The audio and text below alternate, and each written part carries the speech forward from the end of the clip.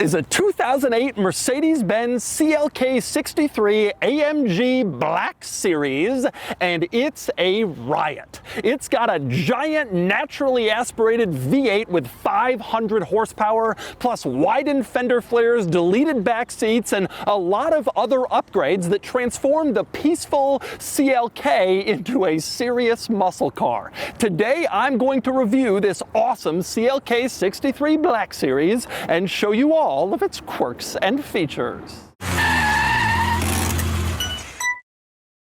Before I get started, big news, this CLK63 AMG Black Series is currently for sale and it's being auctioned live on Cars and Bids. This is finished in the best color for one of these with no modifications, which is becoming really hard to find, and this one can be yours on Cars and Bids. So, once you finish watching this video, click the link in the description below to visit the live auction for this CLK Black Series, where you can bid on it and buy it only on Cars and Bids. Alright, time for the quirks and features of the CLK63 Black Series, starting with a little background. Now, in this era, the CLK was Mercedes-Benz mid-size luxury coupe, sort of like the E-Class coupe or the CLE is today. This version of the CLK came out in 2003, and initially, the high-performance version was the CLK55, which had a V8, about 360 horsepower. It was a pretty cool car, but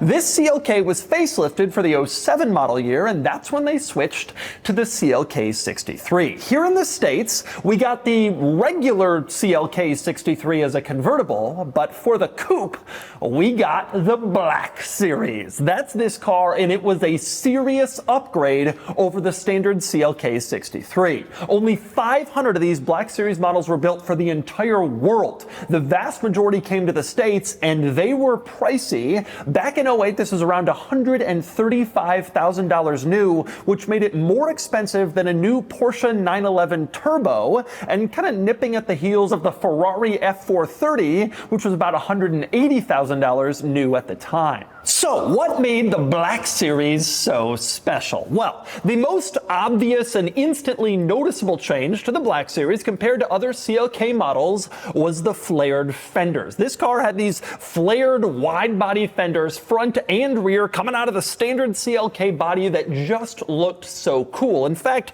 they gave the CLK Black Series kind of the look of a DTM race car, the touring car racers that were always based on sort of normal cars but with more aggressive bodywork for racing. That's what this looked like, but on the street, these widened fender flares were so cool and they were distinctive to the Black Series. No other regular CLK model got them. But beyond the fender flares, there were a lot of other changes too. Under the hood was a naturally aspirated 6.2 liter V8. Now, the standard CLK63, again in the States that was the convertible model, it had 475 horsepower, which is a pretty healthy number. But the Black Series got that boosted up to 500 horsepower, along with about 465 pound-feet of torque, and performance was impressive. 0 to 60 in 4 seconds, despite a regular torque converter automatic transmission in all of these cars. And Mercedes-AMG boosted the top speed to 186 miles an hour, which obviously is quite fast. But the changes went well beyond just that. This car also got upgraded sport suspension, and it was manually adjustable, so you could dial in precisely the sport suspension setup you wanted for the racetrack. There was also extra chassis bracing for more rigidity. You can see it up here connecting the front strut towers, this bracing under the hood, but they also added one in the trunk, which you can see in back, this trunk chassis bracing to give the Black Series more stiffness and better rigidity for high-speed racetrack driving. The Black Series also got a larger air intake in front. You can see, compared to the regular CLK, this is bigger and more aggressive looking to bring in all that extra air, and it was complemented by some cool vents on the side on the front fenders. You can see in front of the wheels you have these two vents, and same deal behind the wheels. They added these vents to this flared fender, which gave it a pretty cool look, actually. This car was distinctive with the flared fenders and the vents, subtle special, but certainly upgraded. Of course, the Black Series also got distinctive wheels, a distinctive wheel design, and a larger size with larger tires to go along with its widened fenders and extra power, and there were quite a few carbon fiber upgrades to this car as well. Some of them are very noticeable, like that front bumper vent you can see is quite obviously carbon fiber, and it's the same deal in back with this rear spoiler. You can see this trunk spoiler, clearly carbon fiber, kind of a nice touch compared to the standard CLK, and you had a carbon fiber rear diffuser, which also gave this car a much more menacing look in back compared to a regular CLK. What most people don't realize is that the front fenders were also carbon fiber. You can see they're painted. You wouldn't really notice that by looking at them, but they're carbon fiber, which obviously was very different from the standard fenders on the other CLK models. That was a nice touch that was unique to the Black Series. And by the way, since I keep talking about the fenders, last point to make about them, they increased the overall track of this car by about 3 total inches, which is a pretty big deal in terms of vehicle width and track width. It definitely gave it a wider stance and allowed the car to run bigger tires and put more contact on the ground for better handling. Next up, before we go inside to take a look at all the interior upgrades over the standard CLK models, and there are quite a few, I want to talk about some other exterior quirks of this car, starting with, interestingly enough, the fuel door, which you can see has kind of an odd shape to it, and that's because of the flared fenders they added on. Adding those flared fenders meant that they kind of bisected the normal CLK fuel door, so the Black Series has its own special distinctive fuel door, different from the other CLK models. So here you get a more aggressive front end, a bigger rear diffuser, flared fenders, oh, and a special fuel door. Those were the touches of the Black Series. Now, interestingly, you didn't get any badging. The only Black Series badge on the outside of this car is in back, where the little slashes next to AMG have a little extra piece around them and it says Black Series, but you have to notice this, know to be looking for it, and look very closely to even see it. And that was the only exterior Black Series badge, denoting that this was a different, more special CLK AMG. And that was kind of the cool thing about some of the Black Series cars. You really just had to know. If you were looking at the flared fenders and the wheels and the rear diffuser, you knew it was a Black Series if you knew your stuff. Otherwise, you might think it's just a regular CLK, and it very much isn't. With that said, one other very obvious distinction between this and a standard CLK, the exhaust note. Around back, you can see quad pipes integrated into that carbon fiber rear diffuser, and of course, this V8 makes a serious sound. Take a listen to a couple of revs.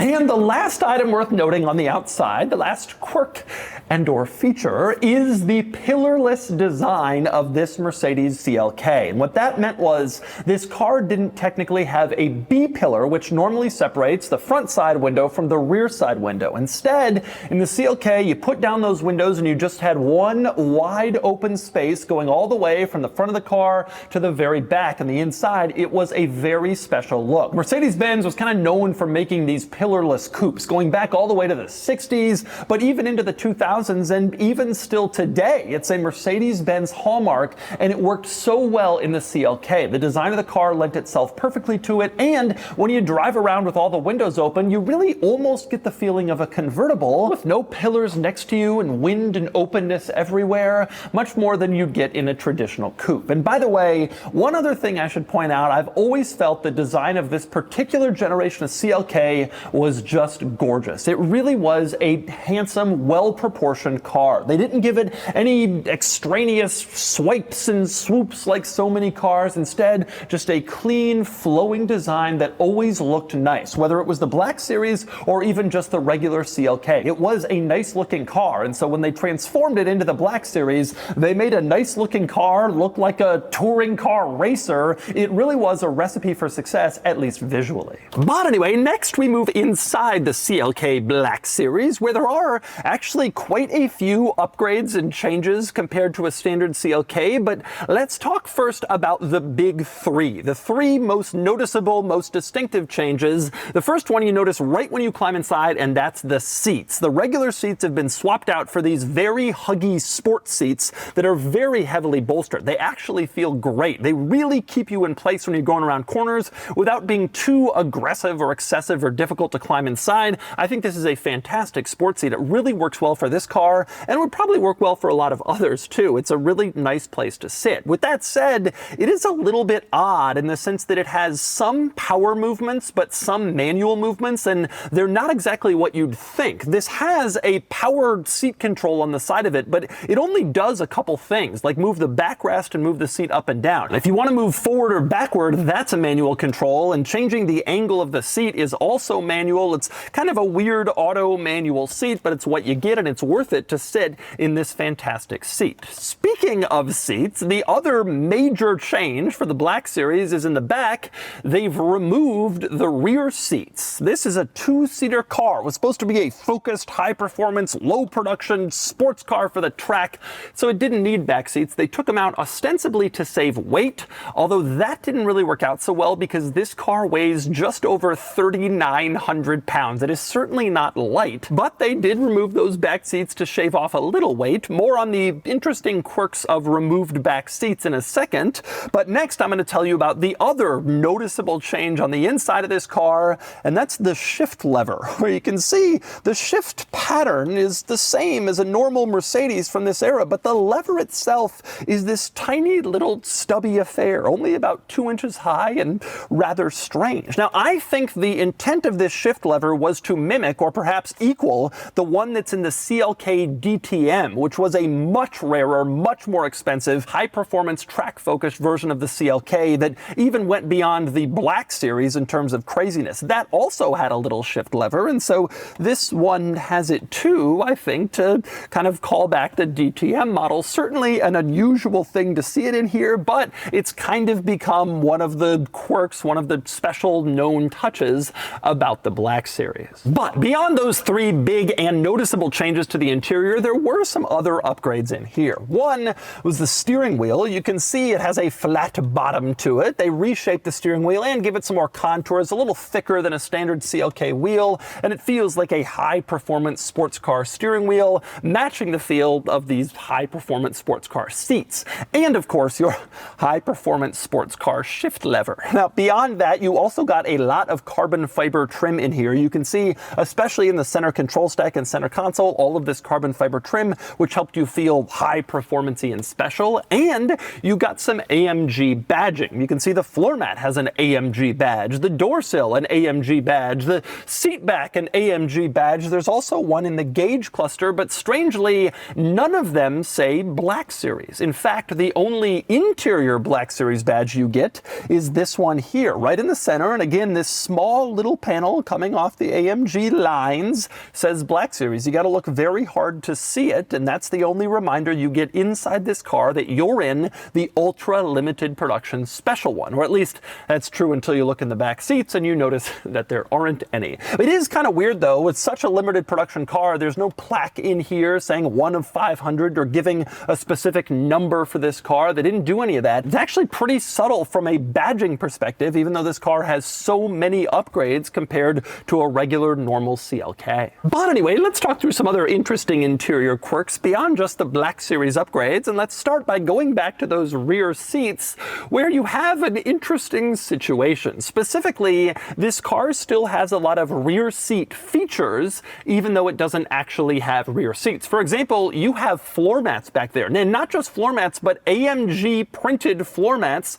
for the rear passengers who don't exist. You also have rear roll down back windows, which is a nice touch even for the front passengers, but the rear passengers can't enjoy them because they're not there. You have rear side curtain airbags that go all the way back. There's even a curtain airbag logo back there, but no rear passengers to protect. And you have rear climate vents aimed towards the rear seats that don't exist, along with a rear ashtray that is designed for rear passengers to put out their cigarettes, except they won't because there are none. A lot of special features for the non-existent non-existent rear passengers. I wouldn't say that removing the rear seats from this car was sort of a lazy, halfway done job, but it's certainly interesting to see some of the vestiges of the back seats from the regular CLK. But beyond the rear stuff, the front also had some interesting quirks worth pointing out, like for instance, the world's largest glove box latch. You can see this massive panel here is how you open the glove box. You stick your hand under, you can open it up. I suppose it's there to look cool or for trim, but they have instead created a very unusually large glove box latch. Not that you would use it anyway, because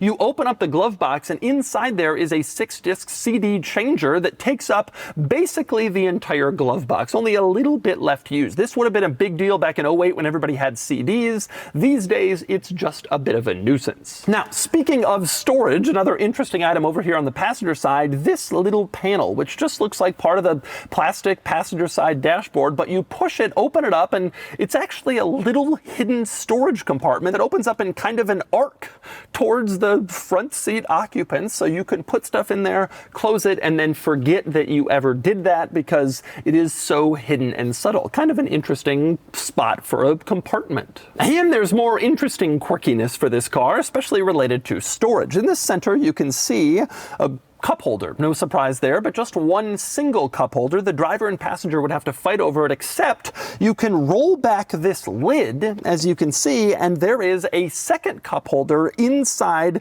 your center console storage area. So if you have that rolled back, you can use your second cup holder or close it and close off your second cup holder to the world. Your choice, but one is always visible. Other interesting quirks in here, for one, this giant array of blank switches. You have 16 different button possibilities here, but only 3 of them are actually occupied with usable buttons. Lock, unlock, and the button to turn off stability control. That's it. Everything else is just a blank. So much so that I kind of have trouble believing that any car that Mercedes-Benz was making at all could have possibly had enough features to fill all of these switches, but they're there. Also present in this car, kind of unusually, in the gauge cluster, you can see in the center you have the speedometer. Over on the right you have the tachometer, and on the left you have an analog clock. They felt that was as important as the speedo and the tach to put right there in the gauge cluster so you knew what time it was.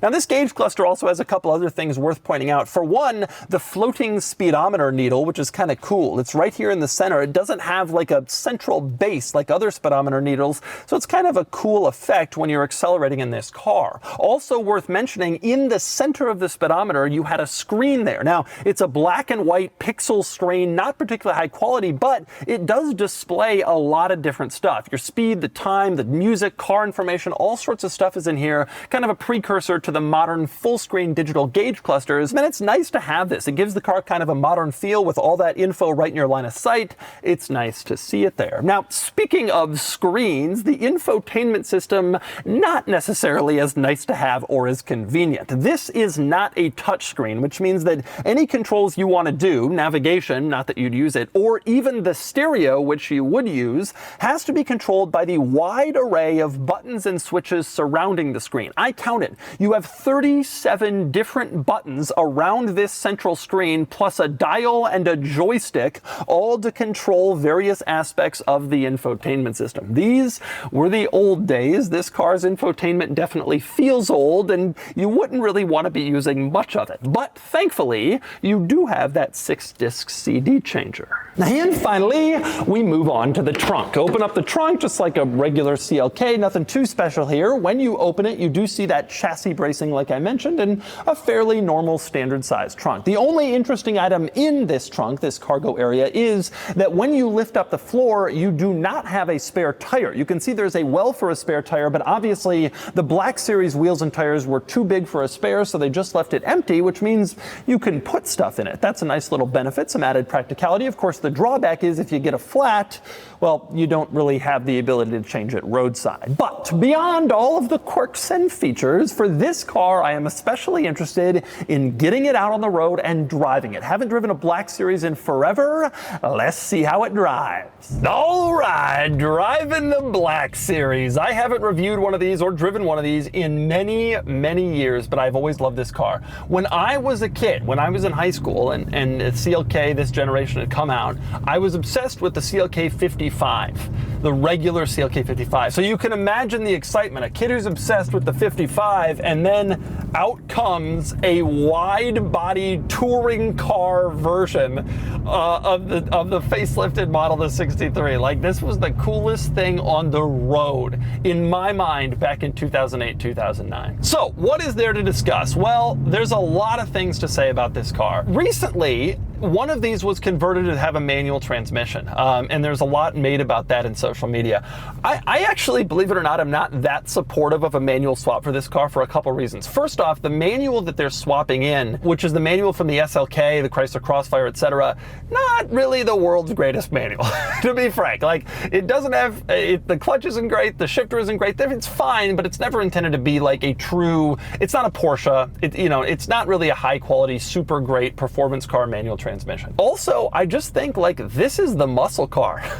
This is the bad boy. Like, this car is kind of about, like, a big ol' engine and big noise and just kind of pointing and shooting. And the finesse of a manual transmission isn't entirely the purpose of this car. Swinging it wide in corners and making noise and making a statement with your wide fenders, that's kind of the point of this car. A manual transmission to me is not like the be all and end all to make this car better. I think this car is actually pretty well delivered with its automatic, given the character and the nature and the purpose of this car. This started life as a CLK. It was never going to be dynamically the greatest car ever made. The cool thing about it is it's a brute CLK with touring car styling. In fact, the thing that I would change as I drive on this rough road about this car is it's rough, and I've always felt that. Like, the thing about this car that's both cool and appealing and also difficult and unappealing is it's just a rough car